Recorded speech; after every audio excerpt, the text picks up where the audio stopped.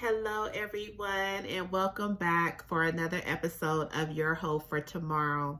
So, this week I thought it would be good to go ahead and do a review over, some of the topics that I've discussed since starting DVTV and with this show, Your Hope for Tomorrow.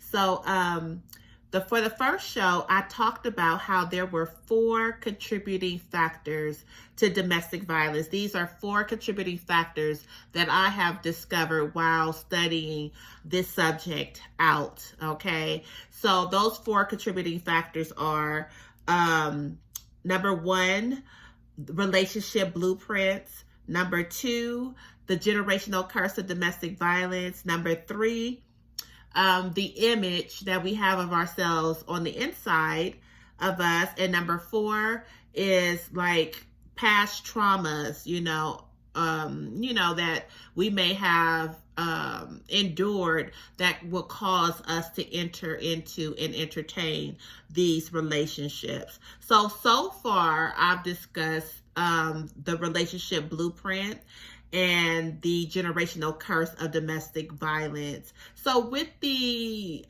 blueprint, the relationship blueprint, I've kind of talked about how,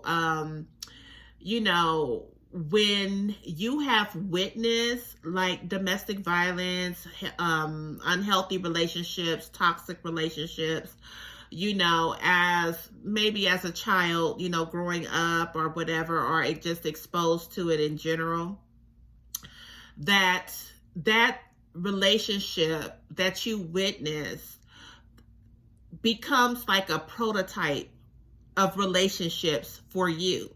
And so because you were exposed to that type of relationship and it did become that like example or prototype of a relationship for you, then that blueprint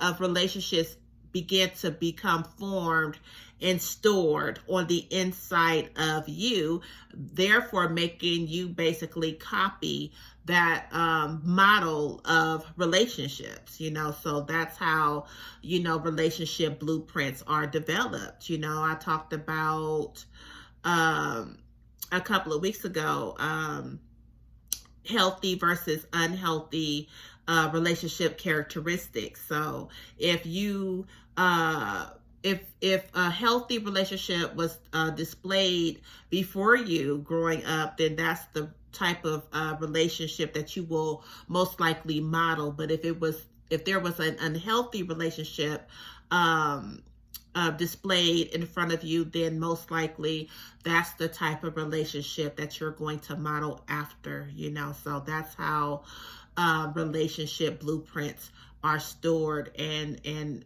formed and stored on the inside of a person. Okay, and so number 2, the generational curse of domestic violence. And so that also ties in with, the relationship blueprint that you witnessed, or that was displayed before you. Okay, so the generational curse of domestic violence is, because you witness those types of relationships growing up, and then when you become an adult and then you begin to model after the relationship that was displayed before you, then that makes it a generational curse moving from one generation to the next. Okay, because then that generational curse of domestic violence is being propagated throughout those family, your family generational line, so it's just like that example that I gave of the woman. It was during when I was it was during an assignment for school, and there was a video that we had to watch of a woman telling her story of, she was a shelter manager, and she told her story of how she escaped the relationship that she was in, the violent relationship she was in, and how she escaped that relationship and she became a shelter manager for the very shelter that she entered into after she left her relationship. So and then as she was telling her story, she said that her grandmother was in a relationship, was in a violent relationship with her spouse, which was her grandfather. And then she said her mother was in a violent relationship with her spouse, which was her father. And then, she ended up in a violent relationship with her husband.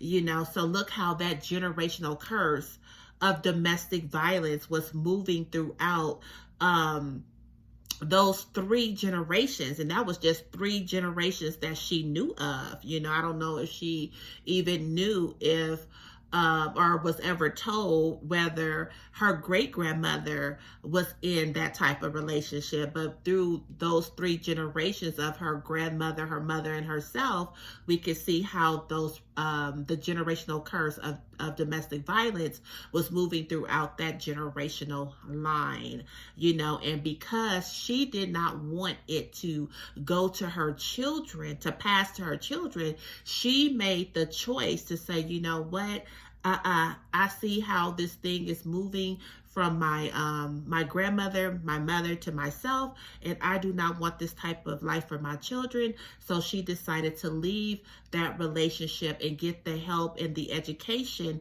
she needed to heal and to confront, first of all, that generational curse of domestic violence, heal and recover, from the generational curse of domestic violence. And then she would be able to educate her children to let them see that, listen, this is not the type of relationship that you want to be in, So this is basically, I left this relationship to help to prevent you all from entering these types of relationships. So let me go back to the relationship blueprint, because I believe for that example, I used the story of the woman at the well. When Jesus, began to talk to the woman at the well in John chapter 4, and Jesus asked her, like, where is your husband?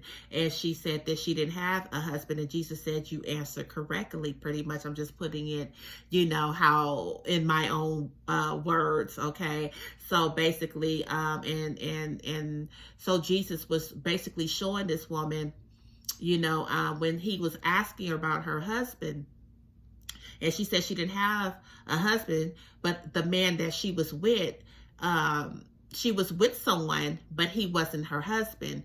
And so I believe she had either 4 or 5 husbands prior to this man that she was with, So Jesus pointed this out to let this woman know pretty much that, there was a pattern going on here, like you were in all these relationships, with these men, but at the same time, now you're with somebody else, but you didn't marry this man, because maybe she thought, well, maybe it's because, maybe, okay, because I was married all those times, I'm not going to marry this one and see how it works. But that the marriage part wasn't the issue. The issue was what was going on the inside of her, that caused her to go from relationship to relationship to relationship, because a lot of times we're looking on the outside, like the issue must be on the outside. So since my marriages didn't work, in these relationships, okay, when I get with this man, I'm not going to marry him because maybe marriage is the problem, But marriage is not the problem.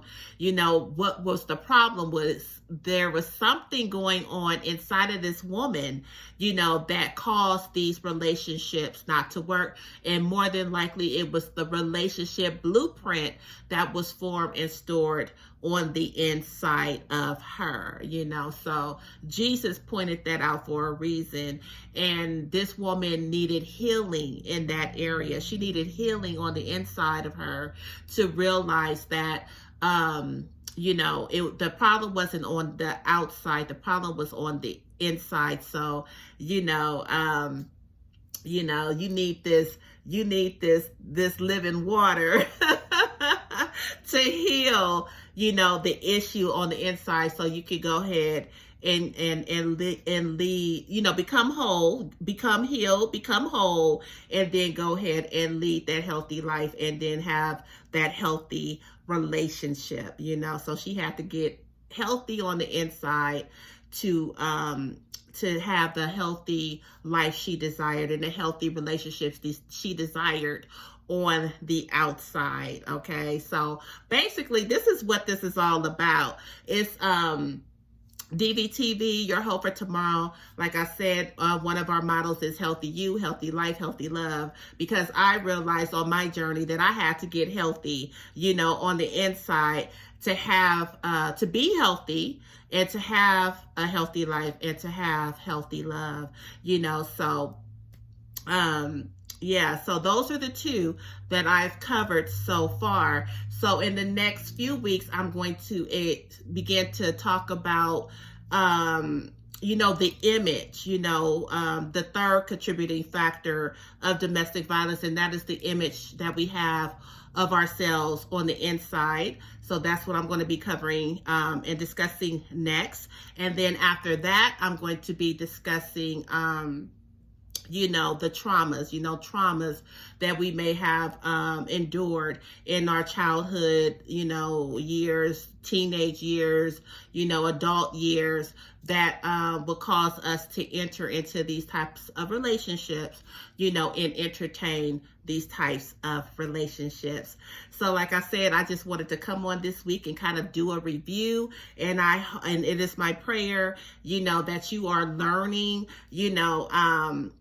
from the things that I've been discussing. And I pray that also in that learning, that is helping you, to understand, that we got to do some insight work, if we want to see, changes on the outside. Okay, so that's all I have for today. I wanted to keep it short but sweet. And so next week, like I said, we're going to go ahead and go into the image, talk about image, and the image that we have on the inside of us, and hopefully begin to work some things out concerning that. So that's all I have for today. I will talk to you all next week for another episode of Your Hope for Tomorrow. God bless and take care.